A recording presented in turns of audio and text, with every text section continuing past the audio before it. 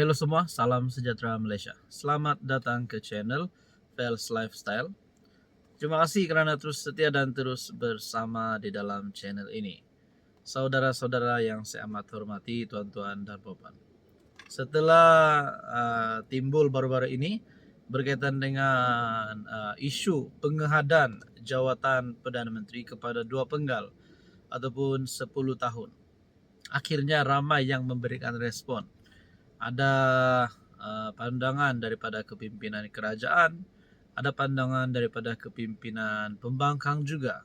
Tapi ini satu kenyataan daripada pemimpin MCA, pemimpin MCA yang berkata, gesa Anwar lepas portfolio Menteri Kewangan ataupun portfolio kewangan. Bukan tempo Perdana Menteri saja, wanita MCA gesa Anwar lepas portfolio kewangan. Sayap wanita MCA menyambut baik komitmen Perdana Menteri Anwar Ibrahim untuk memenuhi janji kempen gabungannya bagi mengehadkan tempo jawatan Perdana Menteri kepada 10 tahun. Namun, Ketua Penerangan Wanita MCA, Chan Queen berpendapat Anwar seharusnya melangkah lebih jauh dengan melepaskan jawatan Menteri Kewangan yang kini turut disandangnya. Dahulu PH menentang keras tindakan PM yang memegang jawatan Menteri Kewangan secara serentak. Mereka berpendapat penggabungan kedua-dua jawatan memberikan kuasa yang terlalu besar kepada satu individu dan melemahkan pemisahan antara kuasa eksekutif dan otoriti kewangan, katanya pada satu kenyataan.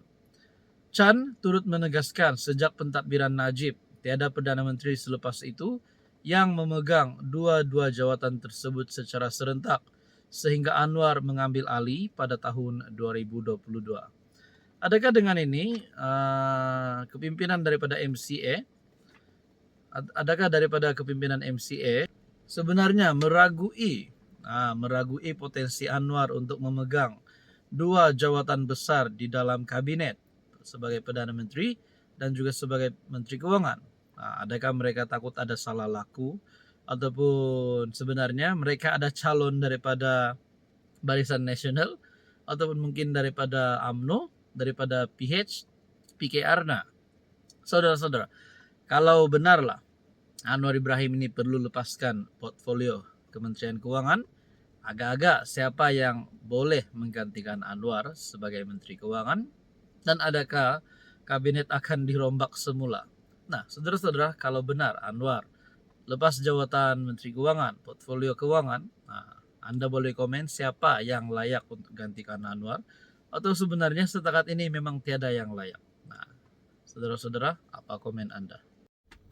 Hai, hello, salam sejahtera Malaysia. Selamat datang ke channel Fels Lifestyle. Terima kasih kerana terus setia dan terus bersama di dalam channel ini.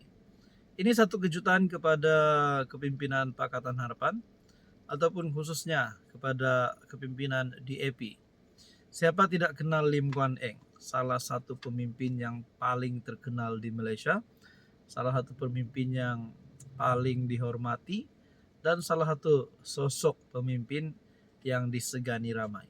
Tapi saya telah melihat satu tulisan daripada Syabuddin, era dinasti Lim dalam DAP makin di penghujung. Adakah di sini DAP akan memecat Lim Guan Eng ataupun Lim Guan Eng yang akan keluar DAP? Nah, ini menjadi pertanyaannya. Oke, sebelum kita teruskan, di sini saya ada selitkan beberapa jenis produk. Macam biasalah, tak payah banyak cakap. Tekan produk itu, mana satu yang sesuai dengan Anda, boleh tekan. Macam mana nak order macam biasa, macam dekat Shopee. Di sebalik wujudnya kempen untuk menyingkirkan dinasti Lim dalam DAP, dalam pemilihan yang diadakan semalam, artikel bertarikh 17 Mac, Lim Guan Eng tetap berjaya mengekalkan kedudukannya dalam CEC atau Jawatan Kuasa Eksekutif Pusat Parti itu. Tetapi daripada 30 ahli CEC yang terpilih, Guan Eng hanya mampu meraih kedudukan di tempat ke-26. Adiknya Lim Hui Ying yang juga timbalan Menteri Keuangan bagaimanapun tersingkir untuk menduduki CEC dengan hanya beroleh kedudukan di tangga ke-31. Serentak dengan itu, Guan Eng tidak lagi dipilih memegang jawatan pengurusi DAP. Sebaliknya, CEC melalui pengundian dalam memilihnya untuk jawatan penasihat kebangsaan DAP. Jawatan pengurusi DAP yang sebelum ini dipegang oleh Guan Eng kini diambil oleh Gobind Singh Dio.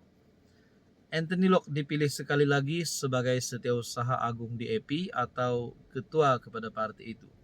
Maknanya jawatan pengurusi yang sebelum ini dipegang oleh Lim Guan Eng kini diambil alih oleh Gobind Singh Dio. Nah, kalau begini nak cakap beliau dipecat, nak cakap letak jawatan pun susah juga. Tapi yang pasti Lim Guan Eng telah disingkirkan daripada jawatan pengurusi DAP.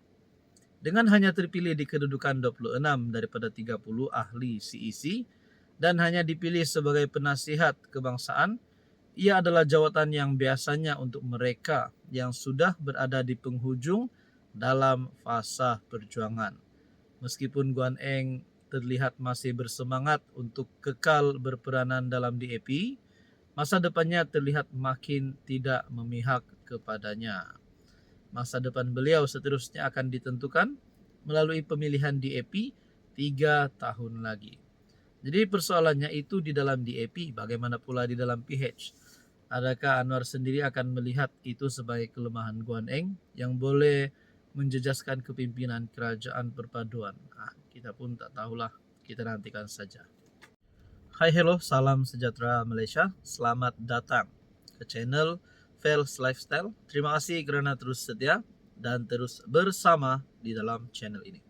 Saudara-saudara, sebelum ini kita sudah pernah mendengar berkaitan dengan isu ataupun skandal rasuah Sabah yang menjadi cerita khususnya bagi seluruh rakyat di negeri di bawah Bayu, di negeri Sabah. Skandal rasuah Sabah, skandal rasuah berjemaah yang kita dengar sebelum ini, yang juga melibatkan nama Ketua Menteri Sabah, Haji Jinor. Kalau benarlah Ketua Menteri Sabah terlibat dan beberapa adun disebut itu benar-benar didapati bersalah, sudah pasti kepada mereka semua ini perlu letak jawatan. Itu bagi pendapat saya, sebab rakyat Sabah tidak mahu ada pemimpin yang kotor. Itu kalau mereka bersalah. Kalau mereka tidak bersalah, nah kita bersyukurlah. Tapi saudara-saudara, ini adalah satu keputusan terkini di mana kerajaan Sabah, Haji Ji, sedia lawan saman dakwaan salah laku. Bagaimana kalau kerajaan Sabah dan juga Haji Ji kalah di dalam saman ini? Nah, itu menjadi pertanyaannya. Kerajaan negeri Sabah menafikan dakwaan yang ditimbulkan oleh tuntutan mahkamah yang difailkan baru-baru ini yang mendakwa Ketua Menteri Sabah Haji Jinor dan kerajaan negeri telah menyalahgunakan kuasa mereka berhubung isu lesen pembalakan.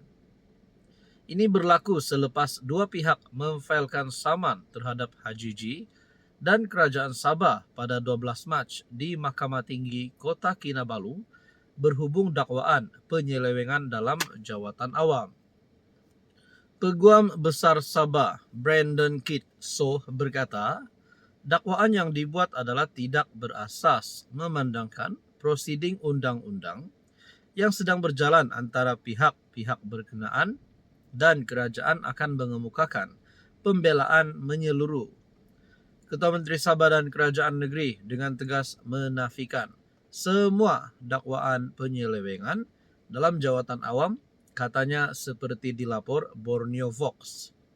Tambahnya, dakwaan itu tidak berasas memandangkan prosiding undang-undang yang sedang berjalan antara pihak-pihak berkenaan dan kerajaan akan mengemukakan pembelaan menyeluruh. Kami akan bersungguh-sungguh menentang dakwaan ini dan tidak akan membenarkan dakwaan tidak berasas ini diteruskan tanpa dicabar. Nah, saudara-saudara yang saya hormati, berkaitan dengan isu rasuah ini, berkaitan dengan skandal rasuah Sabah.